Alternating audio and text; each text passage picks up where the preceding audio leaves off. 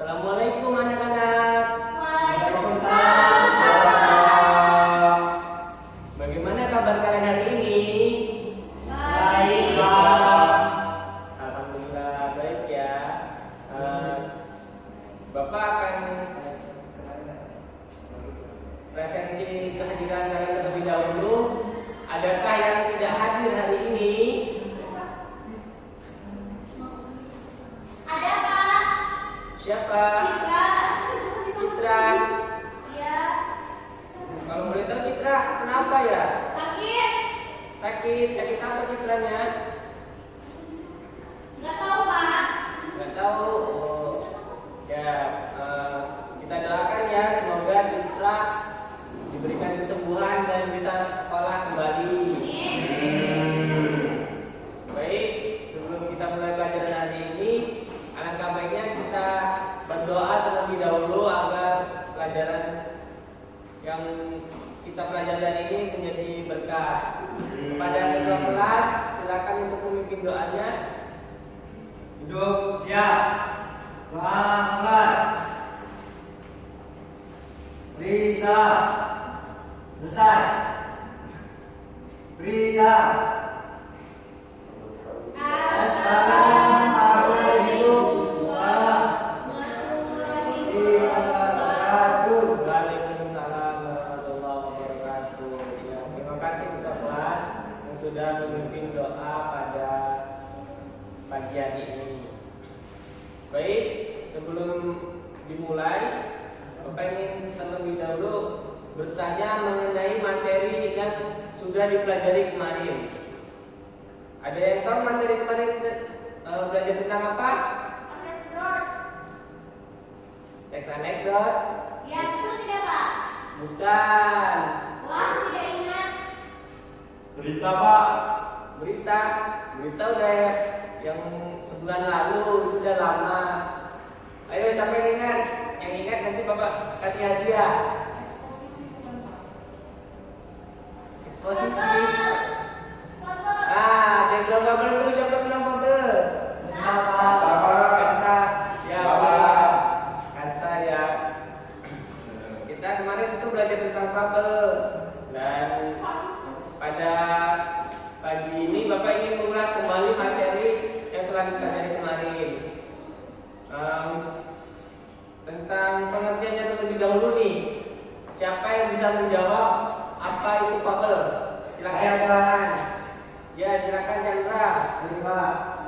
Fabel merupakan cerita fiksi dengan tokoh utamanya binatang yang watak dan perilakunya seperti manusia. Ya. Ya gitu, Pak.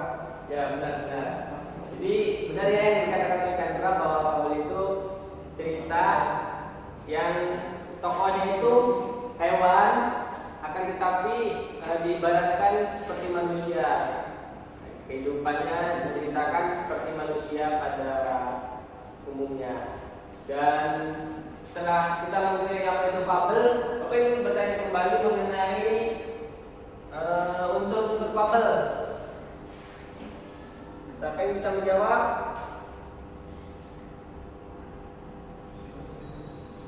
Tidak tahu, Pak. Tidak tahu. Ya. Yang lain ada yang tahu? Saya, Pak.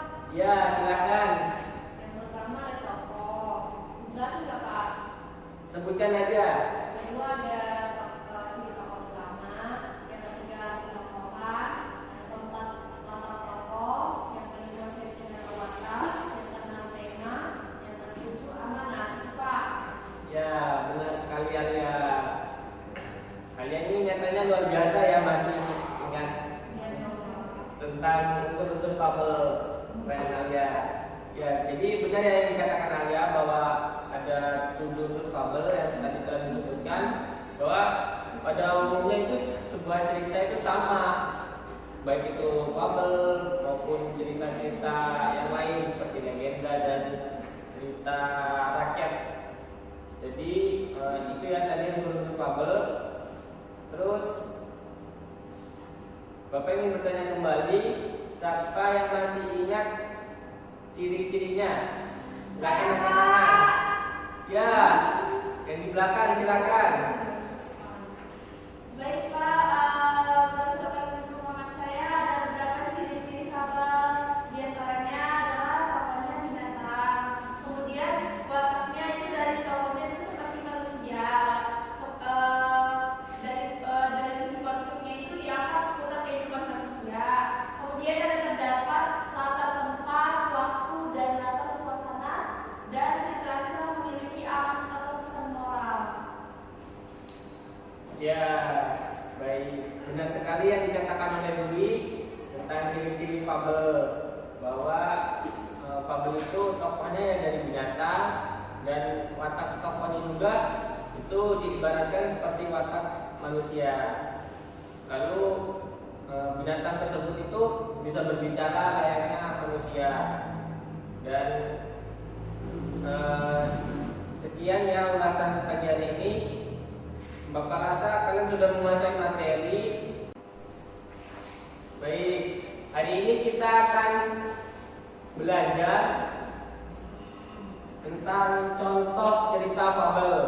Silakan kalian buka bukunya halaman 74, dan siapa yang ingin untuk membaca ceritanya angkat tangan.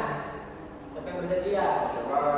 Ya, Rizky, silakan baca ceritanya, dan yang lainnya tolong disimak ya, jangan ada yang ngobrol sendiri. Baik, Pak. Ya, silakan mulai Rizky. Baik, Pak. Cerita dongeng si kancil dan harimau. Pada suatu hari terjadi kelaparan di sebuah pulau yang penduduknya kebanyakan dihuni oleh para harimau. Mereka sangat kelaparan karena semakin hari tidak ada hewan yang dapat mereka mangsa. Akhirnya Raja Harimau mengutus panglima dan para prajuritnya untuk pergi ke pulau kecil di seberang dan kembali dengan membawa banyak makanan. Perjalanan ke pulau kecil di seberang cukup jauh. Akhirnya mereka pun sampai di tempat tujuan. Di sana mereka sangat takjub dengan melihat keindahan alam pulau kecil tersebut. Namun setibanya mereka di sana, mereka hanya melihat seekor kancil kecil di tepi pantai. Kancil pun segera berlari, namun ia terlambat. Ia sudah dikepung oleh para harimau. "Hei kancil, di mana rajamu? Kami datang untuk meminta makanan. Jika kalian menolak, kami akan menyerang pulau kecil ini. Dan lihatlah, kami membawa potongan kumis raja kami," kata prajurit harimau dan menunjukkan kumis rajanya. "Kumis ini besar sekali. Pasti raja harimau sangat besar dan kuat. Aku akan membawa kumis raja harimau dan menunjukkannya kepada raja kami," kata kancil. Sebenarnya kancil sangat kebingungan karena di pulau kecil tersebut tidak terdapat seorang raja. Pada saat itu kancil melihat sahabatnya seekor landak yang sangat besar. Dia pun langsung menentukan sebuah ide. "Hei sahabatku, kemarilah. Aku butuh bantuanmu," kata kancil. "Udah, Pak." Ya, baik. Terima kasih kepada Rizky yang telah membacakan ceritanya. Jadi di situ diceritakan ya ada seekor kancil dan rombongan harimau yang sedang kelaparan dan ingin mendapatkan banyak makanan dengan cara menyerang sebuah pulau yang kecil.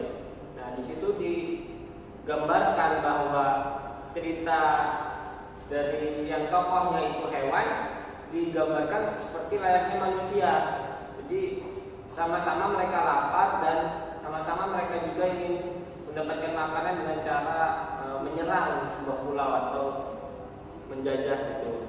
Nah, jadi demikian ya contoh dari cerita fabel itu bisa kalian pahami dengan banyak membaca cerita fabel, baik itu cerita si kancil, si buaya, si harimau dan lain-lain. Banyak cerita fabel yang ada di buku-buku. Ya, demikian pelajaran kita pada hari ini. Semoga dapat dipahami dengan baik. Bapak rasa cukup sampai sini. Untuk selanjutnya silakan ketua kelas untuk memimpin doa sebelum pulang.